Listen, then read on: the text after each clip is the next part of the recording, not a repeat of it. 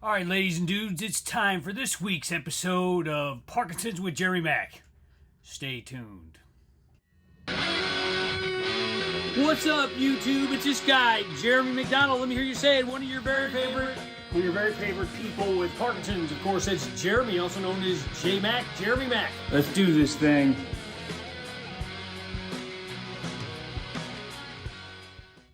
Welcome to the show from the frigid city of St. Louis. It's currently snow everywhere, and I hate snow.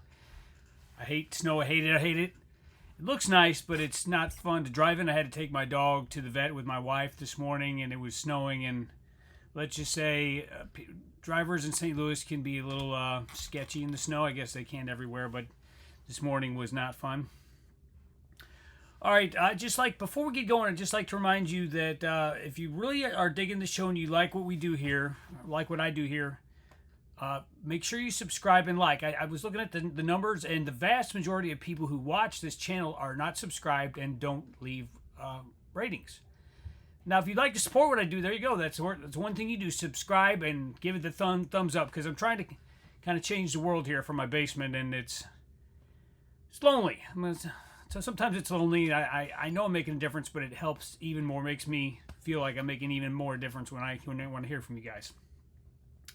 All right, this week's subject's going to be kind of touchy, kind of difficult to talk about in a certain way. I mean, it's about fatigue and just how this disease has just really robbed me of my ability to be energetic on any level. I was talking to my good friend Jennifer over at the Wiggles Project, and she said something along the lines of, by the way, you can check her out at Parkinson's, Jennifer Sullivan Wiggles Project. She was saying something along the lines of, like, Parkinson's makes us age and fast forward, which is so true. I know a lot of us are, I'm going to be 50 next year, and I know I see the stats on this channel, a lot of people are much older than that. Obviously, people with Parkinson's generally tend to be older. So I think I'm preaching to the choir here when it comes down to fatigue. But I guess especially around the holidays, it just hits really, really, like, hits you square in the chest of how much this disease takes out of us. For instance, I know I've been talking lately about being invited to go to holiday parties and things like that, and when it came down to it, when me and my wife were just kind of explaining to people, she just basically said it just wears him out in a way that's to where he can't even have fun. And that's pretty much the long and the short of it. I remember years ago, by the way, you may hear some commotion out there. My son is currently going up and down the stairs with Christmas tree parts. And here's Bubbles. And my dog's running around in here. But so this was about 8 years ago. My son was in first grade and maybe kindergarten. Years getting away from me. And it had like an open house for his school, and I went in and I had to use crutches at that point because I was having a lot of trouble walking, and I was trying to figure out a way to do it. So I walked in on crutches, and it was really exhausting, even though I just had to sit there and listen to the teacher talk. And I remember coming home and basically falling asleep in an awkward position so quickly that there's my son. You probably can hear it. I fell asleep so quickly in an awkward position that I woke up and my neck was all jacked up. I was just so fatigued, and that was 8 years ago. It's one of them things that this disease, it's just like, it just eats at you on every level, and I feel like, we'd all like to be our younger selves again. I'm sure some of my listeners in their 70s and 80s and 60s would like to be their younger selves, but I remember I played in a band. I sang 3 1-hour sets in a night. I was there. I basically got there an hour or two early and was there an hour after it closed. It was like a long ass night. I'd get 4 hours of sleep and go to work the next morning. Now, as a 50-year-old man, I don't. It's kind of unrealistic. But now I couldn't even do one set. I couldn't even get on stage without falling over. And it's just something completely demoralizing about this disease that just undercuts you at every step of the way. I'm not gonna lie. 2025 was a rough year. I'll probably do a recap at some point. Probably one of the roughest years I've had since 2016 when my best friend Adam died suddenly.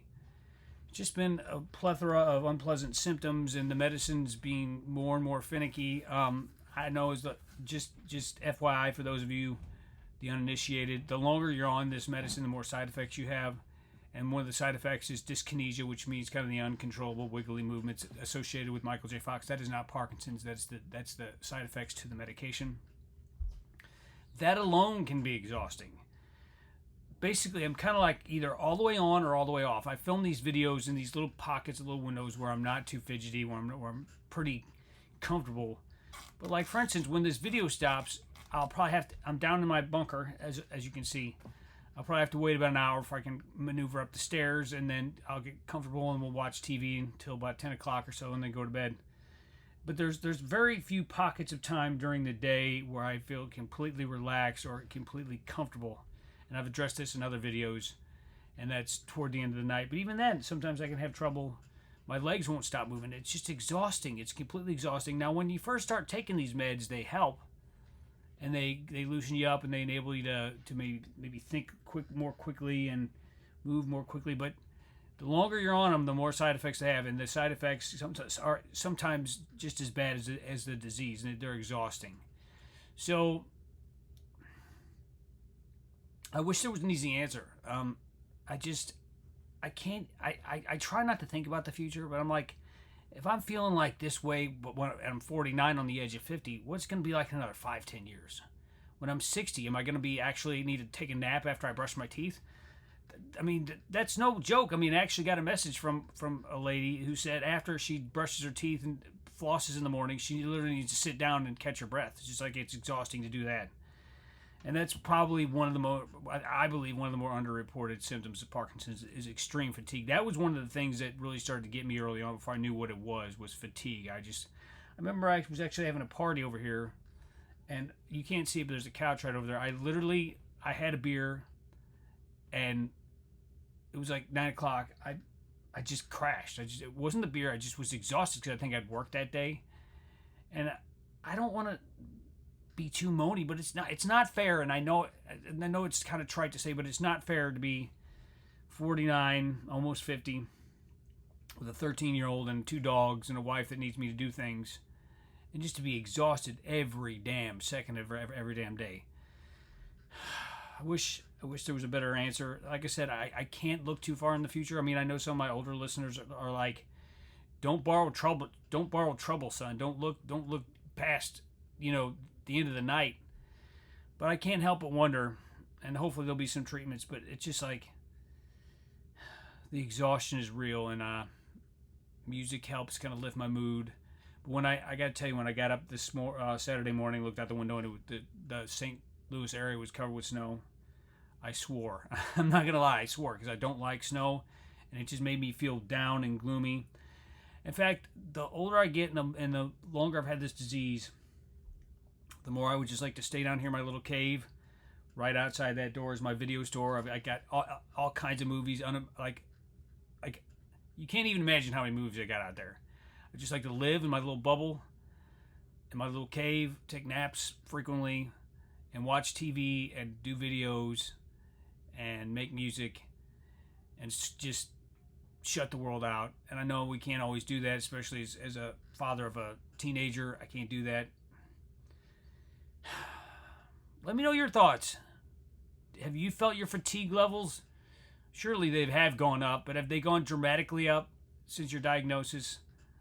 I'm telling you, I don't know how I do it some days with all the things I have to juggle: cooking, cleaning, laundry, vet appointments, being there for my wife when she needs to talk, being there for my son when he needs to talk.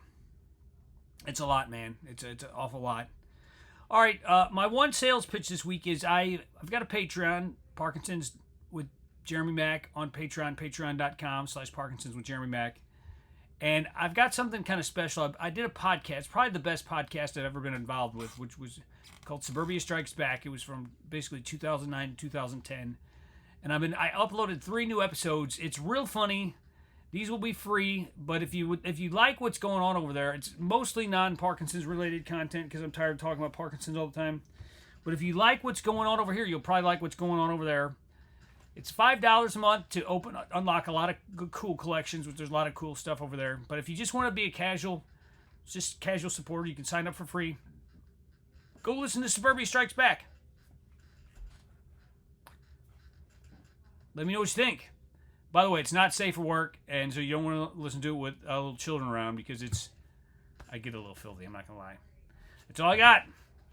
Peace and love from my bunker in the frozen tundra of the city of St. Louis.